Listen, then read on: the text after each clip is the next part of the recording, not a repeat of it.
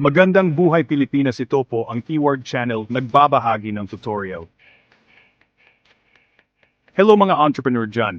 Ang mindset ay positive lagi. Today, pag-uusapan natin ang step-by-step kung paano magsimula ng sariling negosyo sa Pilipinas. Marami sa atin ang nangangarap maging boss at umasenso, kaya ginawa ko ang ultimate guide na ito para sa inyo. Mula ideya hanggang pagpapatakbo, sasamahan ko kayo. Lahat ng natutunan ko, isi-share ko. Kaya ihanda ang notebook at ballpen, dahil bawat step ay crucial. Ready na ba kayong maging future CEO? Tara, simulan na natin ang journey mo. Let's get it on. Welcome to the exciting journey of entrepreneurship. The very first step, and arguably one of the most crucial, is to identify your business idea. This is where your dreams start to take shape, so let's dive in and explore how to pinpoint that perfect venture for you. Magsimula sa sarili. Ano ang hilig at skills mo? Start with yourself. What are you passionate about? What skills do you possess? These are the seeds from which great business ideas can sprout. Take some time for self-reflection. Consider what truly excites you and what you're naturally good at. Mahilig ka ba sa luto? Are you passionate about cooking? Do you find joy in creating culinary masterpieces, arts, or perhaps you are drawn to the world of arts and crafts, gadgets? Maybe technology and gadgets are where your interests lie. Isulat lahat ng hobbies at interests mo. Huwag muna isipin ang kita. Write down all your hobbies and interests, no matter how big or small. Don't worry about profitability just yet. This is about identifying your passions, the things that make you tick. This list will be your treasure map to potential business ventures. Next, obserbahan ang paligid. Ano ang problema ng community na kaya mong solusyonan? Next, observe your surroundings. What problems exist in your community that you could potentially solve? What are the unmet needs of the people around you? Halimbawa, mahaba ang pila sa laundry shop. For example, is there always a long queue at the laundry shop? Baka pwede kang mag-laundry pickup service. Perhaps you could start a laundry pickup and delivery service to alleviate this problem. Hanapin ang intersection ng passion mo at market needs. The key is to find the intersection of your passions and the needs of the market. Where do your skills and interests align with a genuine demand in your community? Tanungin ang friends at family, ano ang kulang sa lugar niyo? Don't hesitate to ask your friends and family for their input. What do they feel is lacking in your area? What services or products do they wish were more readily available? Huwag matakot kung may gumagawa na, isipin paano mo ito gagawing unique. Don't be discouraged if someone is already doing something similar. Instead, think about how you can make it unique. How can you offer something different, something better? Ano ang special touch mo? Dito papasok ang unique selling proposition mo. What's your special touch? What can you bring to the table that no one else can? This is where your unique selling proposition or USP comes into play. Recap. List your passions, observe needs, find the sweet spot, at gawing kakaiba ang idea mo. Let's recap. List your passions, observe the needs around you, find that sweet spot where your passions meet market demands, and then, most importantly, figure out how to make your idea unique and stand out from the crowd. Huwag magmadali, dito nakasalalay ang foundation ng negosyo mo. Don't rush this process. This is the foundation upon which your entire business will be built. A strong foundation is essential for long-term success. Pag-isipan mabuti at piliin ang ideyang nagpapasaya sa iyo. Yan ang unang sikreto ng success. Think carefully and choose an idea that truly excites you. That's the first secret to success. When you're passionate about what you do, the challenges become easier to overcome, and the rewards become even more fulfilling. Let's move to the next step.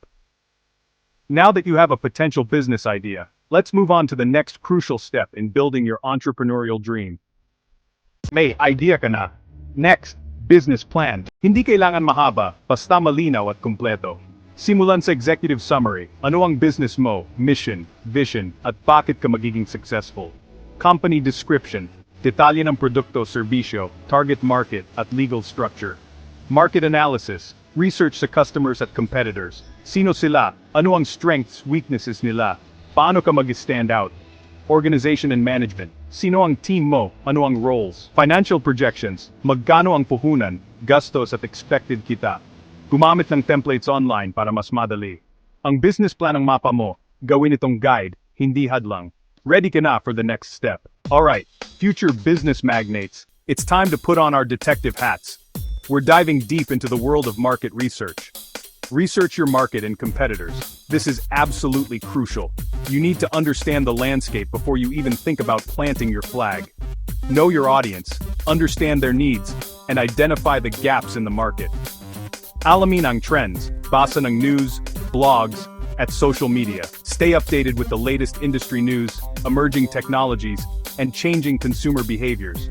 Knowledge is power, especially in the fast-paced world of business.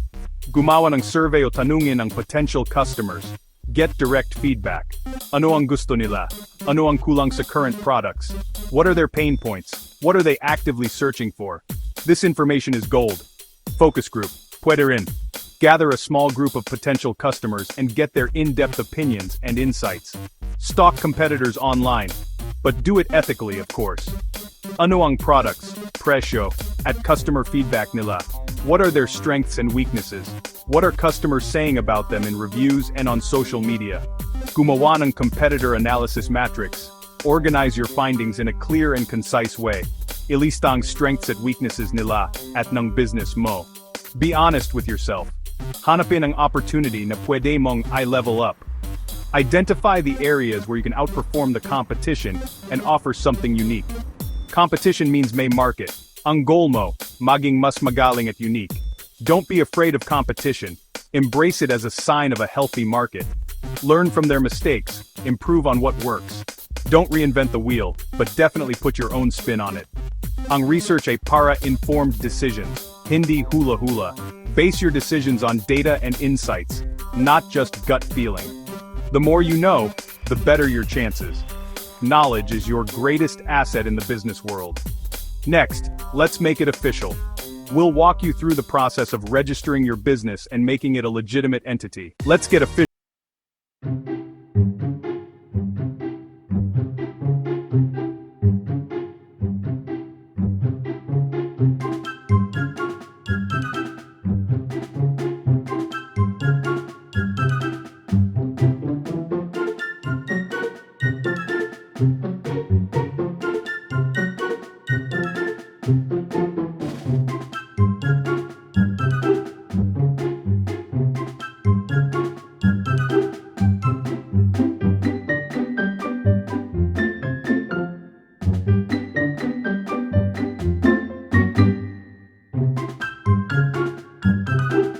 This milestone.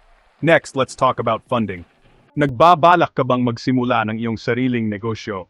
Ang isa sa mga unang tanong na dapat mong sagutin ay, saan kukuha ng puhunan? Huwag mag-alala, maraming paraan. Ang paghahanap ng kapital ay maaring maging isang hamon, ngunit sa tamang diskarte at kaunting pagkamalikhain, posible itong malampasan. Tuklasin natin ang iba't ibang mga pagpipilian na maaari mong isaalang-alang. Una, savings mo, bootstrapping. Ito ang pinakasimpleng paraan. Gamitin ang iyong sariling pera upang pondohan ang iyong negosyo. Walang utang, full control. Ikaw ang boss, walang ibang magdidikta sa iyo. Ito ay nagbibigay sa iyo ng kalayaan na magdesisyon ng walang anumang panlabas na impluensya. Kulang ang ipon, mag-ipon na ngayon, set a target. Magtakda ng isang tiyak na halaga na kailangan mong maipon bago ka magsimula. Disiplina at tiyaga ang kailangan. Pwede ring umutang sa family or friends. Ang pamilya at mga kaibigan ay maaring maging isang mahusay na mapagkukunan ng kapital, lalo na sa simula. Pero gawing professional, may kasulatan. Maghanda ng isang formal na kasunduan na naglalaman ng mga tuntunin ng pautang, tulad ng interes at schedule ng pagbabayad, bank loans or government programs. Maraming mga bangko at ahensya ng gobyerno ang nag-alok ng mga pautang at programa para sa mga maliliit na negosyo. Like DTIP3 are options. Kailangan ng business plan at requirements. Siguraduhin mayroon kang isang mahusay na business plan at kumpletong mga dokumento. For bigger businesses, hanap ng investors or angles. Ang mga mamumuhunan ay maaring magbigay ng malaking halaga ng kapital, kapalit ng isang bahagi ng iyong negosyo, kapalit ng equity at mentorship. Bukod sa kapital, maaari rin silang magbigay ng mahalagang payo at koneksyon. Practice pitching your idea, sumali sa competitions. Ito ay isang mahusay na paraan upang makakuha ng exposure at posibleng manalo ng premyo na maaring magamit bilang kapital. Hindi kailangan ng malaking kapital agad. Start small, dream big. Magsimula sa kung ano ang mayroon ka at palaguin ang iyong negosyo sa paglipas ng panahon. Pre-order system or service-based. Skills at oras ang puhunan. Kung wala kang malaking kapital, maaari kang magsimula sa isang negosyo na nakabatay sa serbisyo o gumamit ng pre-order system upang mabawasan ang iyong mga gastos. Ang mahalaga, masimulan mo. Huwag matakot na magkamali. Ang bawat pagkakamali ay isang pagkakataon upang matuto. Rejection is part of the process. Don't give up. Huwag hayaan ang pagtanggi na pigilan ka. Gamitin ito bilang isang motibasyon upang pagbutihin ang iyong ideya at diskarte. Believe in your idea, and others will too. Kung naniniwala ka sa iyong ideya, mas madali mong makumbinsi ang iba na suportahan ka. Assess your options. Piliin ang best fit. Pag-aralan ang lahat ng iyong mga pagpipilian, at piliin ang isa na pinakaangkop sa iyong mga pangangailangan at layunin. Next, let's set up operations and marketing. Sa susunod na mga aralin, tatalakayin natin kung paano magtatag ng matagumpay na operasyon at marketing para sa iyong negosyo. May idea, plano, pera at registration ka na oras na para buhayin ang negosyo. Operations, planuhin ang workflow sourcing, production packaging, delivery, hanap ng reliable suppliers, build good relationships, organize workspace, malinis at efficient, service-based, prepare tools and software, track inventory para hindi maubusan o masobrahan. Marketing, social media is key, create FB, IG, TikTok for your business. Post high-quality photos, videos at kwento ng brand mo. Engage with your audience, reply to comments, run promos, show behind the scenes, build a community. People connect with people, not just brands. Word of mouth is powerful. Encourage reviews and referrals. Collaborate with other small businesses or influencers. Sa simula, ikaw lahat operations, marketing, customer service, challenging, pero fulfilling. Final chapter. Launch time. Huwag hintayin maging perfect. Just start. Magingay sa social media, offer launch promos, invite friends and family. Goal, attention and excitement, not just sales. Celebrate your launch pero dito pa lang nagsisimula ang tunay na trabaho. Monitor everything, daily sales, bestsellers, customer sources. Listen to feedback, both good and bad. Use feedback to improve and evolve. Be adaptive, trends change, so should you. Don't be afraid to tweak products or strategies. Take care of yourself.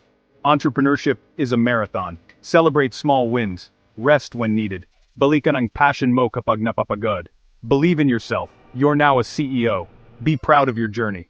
Ayan mga kalove. Tapos na ang step-by-step guide natin. Sana naging malinaw ang daan para maging sariling boss. Lahat ng malalaking negosyo, nagsimula sa maliit at matapang na ideya. Ikaw na ang susunod. Kung may tanong o kwento, comment lang sa baba. Don't forget to like, share and subscribe. Your journey starts now. Magsimula ka na. Please share at like po at mag-subscribe para po sa susunod na content na i-upload. Ito po, ang iWords channel. God bless everyone. Mabuhay Pilipinas. Salamat po. Ingat-ingat. See you next video.